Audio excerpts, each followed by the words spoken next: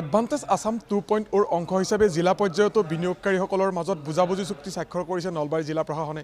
নলবাৰী জিলাখনত আজিৰ দিনটোত প্ৰায় 250 কোটিৰো অধিক টকা বিনিয়োগকাৰীসকলে বিনিয়োগ কৰাৰ বাবে চুক্তি কৰিছে জিলা প্ৰশাসনৰ লগত। এই মুহূৰ্তত জিলা আয়ুক্ত বৰ্ণালী ডেকা যিহেতু আছে, আমি তেখেতৰ সৈতে কিছু কথা পাতিম বা আজি এই যি এডভান্টেজ আসাম 2.0 যিসমূহ কাৰ্যসূচী কি ধৰণে তেখেতসকলে আগবঢ়াই নিছে কিছু কথা জনাৰ চেষ্টা কৰিম। প্ৰায় 250 কোটি টকা বিনিয়োগৰ ব্যৱস্থা কৰা হৈছে। কিমানখন চুক্তি স্বাক্ষৰিত হ'ল বা ইয়াৰ পৰা কিদৰে লাভান্বিত হ'ব নলবাৰী? আমাৰ ইণ্ডাষ্ট্ৰিজ প্ৰায় 50টা ইণ্ডাষ্ট্ৰিজ আগবাঢ়ি আহিছে আৰু আপোনালোকে দেখিছে যে বিভিন্ন সেক্টৰত আছে। টাটা ষ্টিল আমাৰ ইয়াত আহিছে, লগত পুৰবী ফুড সেক্টৰ আছে, ফিচাৰী সেক্টৰ আছে, এনিমেল হাজবেণ্ডাৰী, এনেধৰণৰ বিভিন্ন সেক্টৰ্ছ আছে। আৰু এটা ভাল খবৰ যে এইখিনিৰ পৰা এতিয়া প্ৰথম পৰ্যায়তে প্ৰায় 1500 মান এমপ্লয়মেণ্ট বাঢ়িব বুলি আমাৰ বিশ্বাস আছে আৰু প্ৰায় 250 ক্ৰ'ৰৰ ইনভেষ্টমেণ্ট আজিৰ দিনটোতে আমাৰ আহিছে নলবাৰী জিলালৈ। আমাৰ আটাইৰে বাবে অতি সুখবৰ আৰু ইতিমধ্যে আমাক মুখ্যমন্ত্ৰী মহোদয়ে নিৰ্দেশ দিছে যে এডভান্টেজ আসামৰ যিখিনি ইণ্ডাষ্ট্ৰিজ আহিব আমি যিমানখিনি আমাৰ ফালৰ পৰা কৰিব পাৰি ফেচিলিটেট আমি কৰিম আৰু সেই ইনষ্ট্ৰাকশ্যনটো আমাৰ বিভাগে গৈছে আৰু অলৰেডি সেই কামখিনি আমাৰ কৰা হৈছে। আৰু মোৰ এইটোৱে এতিয়া পৰিকল্পনা থাকিব আমাৰ আটাইৰে যে নলবাৰীতে এইখিনি যিখিনি আজি MOU স্বাক্ষৰ হৈছে প্ৰেক্টিকেলি অন ফিল্ডো অতি সোনকালে আৰম্ভ হৈ যায়। আমি এইটো আশা কৰিব পাৰোঁ যে এডভান্টেজ আসাম 2.0 জৰিয়তে নলবাৰী জিলাখনতে 1500 নিবনুৱা যুৱক যুৱতীয়ে সংস্থাপন লাভ কৰিব। হয় নিশ্চয়। সৰ্বমুঠ কিমান কোটি টকা বিনিয়োগ কৰা হ'ল যদিও কোৱা হৈছে 250 কোটি টকা?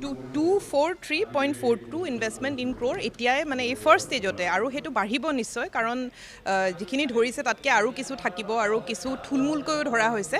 তে কাৰেণ্টলি এইটো ফিগাৰ আছে। জিলা পৰ্যায়ত কোনটো ছেক্টৰত বেছিকৈ বিনিয়োগ কৰা হৈছে?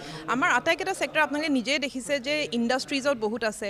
তাৰপিছত আমি আৰু আমাৰ ফালৰ পৰাও পুছ কৰিছিলোঁ যে যিখিনি মানে ৰুৰেল ছেক্টৰ্ছ আছে, যে এগ্ৰিকালচাৰ আছে, আপোনাৰ ফিচাৰিজ আছে, এনিমেল হাজবেণ্ডাৰী আছে, এইবিলাক এটা নতুন ৰূপত আৰু আধুনিকভাৱে কেনেকৈ ইয়াৰ ইণ্ডাষ্ট্ৰিজ কৰিব পাৰি। যিবিলাক ইণ্ডাষ্ট্ৰি আহিছে আপোনালোকে দেখিব যে নট অনলি দ্য চাইজ, মানে চাইজটো নিশ্চিত ভাল, কিন্তু বহুত নতুনত্ব ইয়াতে আছে যে মানে বিভিন্ন ধৰণৰ আপোনাৰ ধৰক নিউ টেকন'লজি ইউজ কৰা হৈছে, ছাষ্টেইনেবল টেকন'লজি ইউজ কৰা হৈছে। এটা দেখা গৈছে যে তামোলৰ পাতৰ যিটো মানে আমাৰ প্লেট বনায় তেনেধৰণৰ আছে।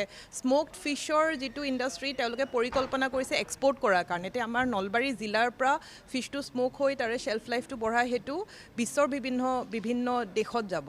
তেনেধৰণৰ বহুত মানে আমি চাইজটোতো নিশ্চিতভাৱে size is there, employment potential is there, আৰু যিটো নিউনেছ অফ টেকন'লজি, ছাষ্টেইনেবিলিটি সেইখিনিও খুব ধুনীয়াকৈ দেখিবলৈ পালোঁ। বহিৰাজ্যৰ বিনিয়োগ কৰি কিন্তু নলবাৰীত বিনিয়োগ কৰাৰ কাৰণে আগ্ৰহী হৈছে, তেওঁলোকে স্বাক্ষৰিত কৰিছে। হয় নিশ্চিত। কোন ৰাজ্যৰ? আমাৰ ৱেষ্ট বেংগলৰ পৰা আছে, আমাৰ ৰাজস্থানৰ পৰা আছে, নৰ্থ ইণ্ডিয়াৰ পৰা আছে, চাউথৰ পৰাও আছে। তো অল অভাৰ ইণ্ডিয়াৰ পৰা আমাৰ ইয়াতে নলবাৰী জিলাত আহিছে। মই ক'লোৱে 1500 ফাৰ্ষ্ট লেভেলত আমি ভাবিছোঁ বুলি। নিশ্চয়কৈ ধন্যবাদ জনাইছোঁ। আছিল জিলা আয়ুক্ত বৰ্ণালী ডেকা ডাঙৰীয়ানী। তেখেতে ইতিমধ্যে সদৰি কৰিছে যে জিলা পৰ্যায়ত এডভান্টেজ আসাম 2.0 জৰিয়তে 1500কৈ নিবনুৱা যুৱক যুৱতীয়ে সংস্থাপন লাভ কৰিব আৰু নলবাৰী জিলাখনত বিনিয়োগ হ'ব প্ৰায় 250 কোটি টকা। আৰু ইতিমধ্যে সেই চুক্তিসমূহ স্বাক্ষৰিত কৰিছে জিলা প্ৰশাসনৰ লগত। নলবাৰীৰ থলুৱা যিসমূহ উদ্যোগী, সেই উদ্যোগীসমূহৰ উপৰিও বহিৰাজ্যৰ কেইবাগৰাকীও উদ্যোগীয়ে জিলা প্ৰশাসনৰ সৈতে স্বাক্ষৰিত কৰিছে মেমৰেণ্ডাম অফ আণ্ডাৰষ্টেণ্ডিং, অৰ্থাৎ বুজাবুজি চুক্তি। এডভান্টেজ আসাম 2.0 জৰিয়তে নলবাৰী জিলাখনত এই ধৰণে লাভান্বিত হ'ব বুলি আশা কৰা হৈছে প্ৰায় 1500কৈ নিবনুৱা যুৱক যুৱতীয়ে।